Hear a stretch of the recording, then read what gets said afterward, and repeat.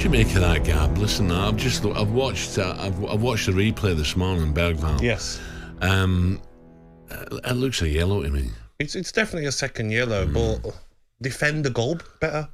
But I get it. It should have been a second yellow. It wouldn't have been on the pitch, but it's gone. Yeah. Simple as that. It happens.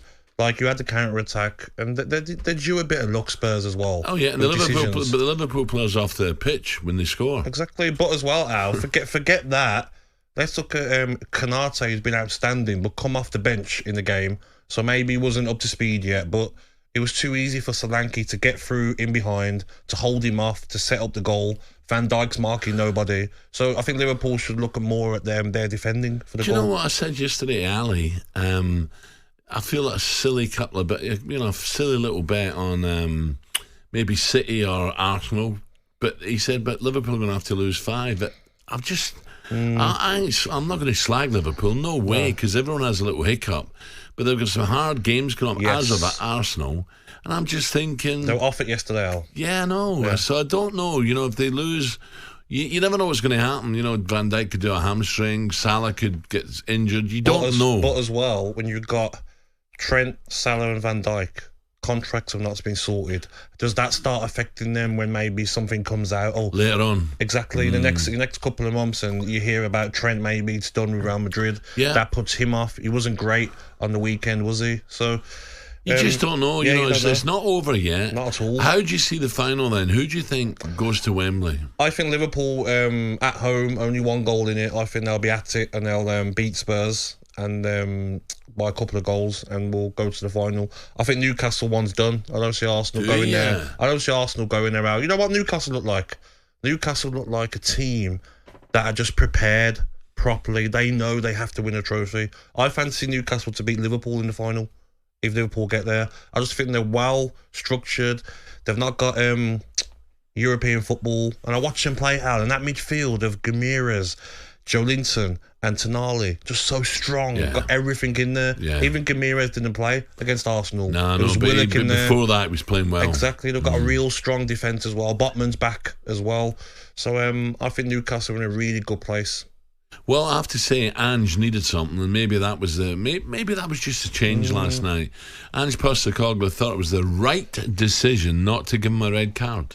That's exactly what I was talking about the other day. My understanding is that, we've been told consistently over the last few weeks that if advantage is played, as long as the foul isn't cynical, then no yellow card should be shown, because we've been saying that for the last 5 or 6 weeks. So I said last week, and maybe my comments were misinterpreted, that it's very hard to understand sometimes how the games are getting officiated, not by the referees, because I don't criticise referees, it's just the way the system is at the moment. And there's a lot of confusion out there, and but my understanding is that's the rule, because we've been sort of mentioning it the last few weeks that we feel teams have been getting away with, trying to stop our play, but because it's an advantage, they've said that we won't book players. So I guess that was why that happened. So Tottenham manager Ange there, he says the decision not to send Bergvall off was correct, but of course the Liverpool boss, Arne Slot, he obviously disagreed.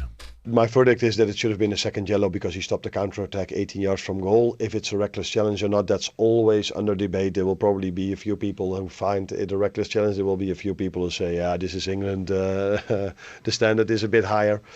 Although we've conceded so many yellows for much lighter contact.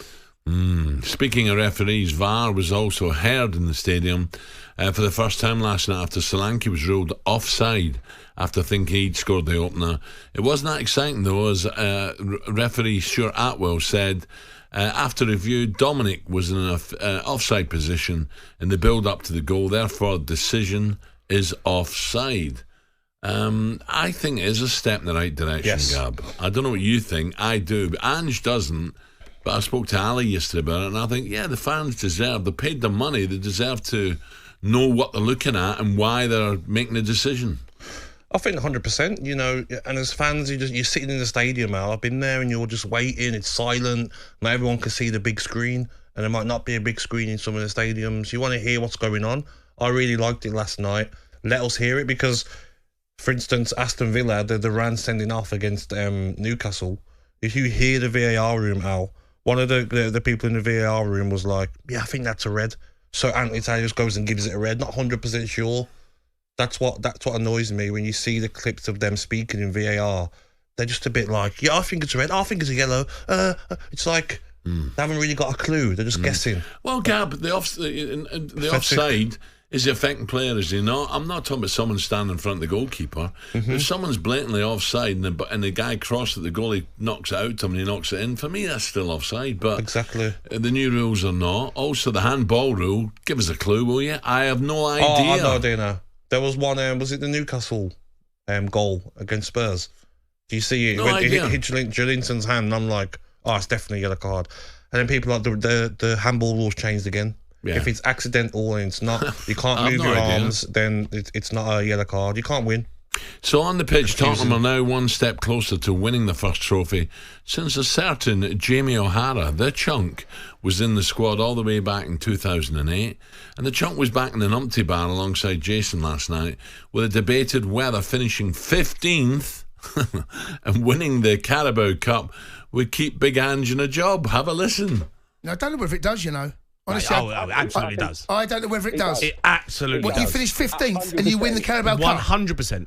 Well, it didn't keep Jose in a job and he got to a final. Daniel Levy, right, is all about money. He's all about European football. But if you win the Carabao Cup, you get in Europe anyway, so it doesn't matter. Finish 15th. Yeah, but it just say, listen, it's been a really bad season and when he needs to bring in better signings, better players. I think if you win the Carabao Cup and finish 15th, I'd take that all day. Take it all day, mate. What do you think, Gab? I think Daniel Levy will look at it and say, you know what? Been so long not winning a trophy since 2008. He's done that. Yes, disappointed with the league position, but he'll say, you know what? The injuries he's had, Alan. I mean, if you look at yesterday, for instance, no Sarr, Maddison, centre-backs, Udogie, Van der Ven, Romero, Vicario, Benson Cole went off after 2 minutes. Do you know, they've had such bad luck this season with injuries and illnesses. So I think if he can win that trophy, so I don't think they will win, I think his job will be safe, definitely. A couple of snippets, because West Ham have changed the manager. We touched on it yesterday. Potter in. Also, one of the papers this morning, Jose Mourinho for Everton. Oh, they're going to need a lot of money. He's not coming to Everton without spending, is he?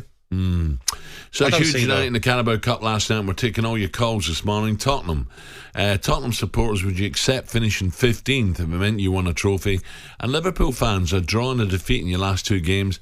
Are you starting to get a bit worried? Is the warning signs there? 03717 223344. Get your calls in now. talkSPORT Breakfast with Alan Brazil.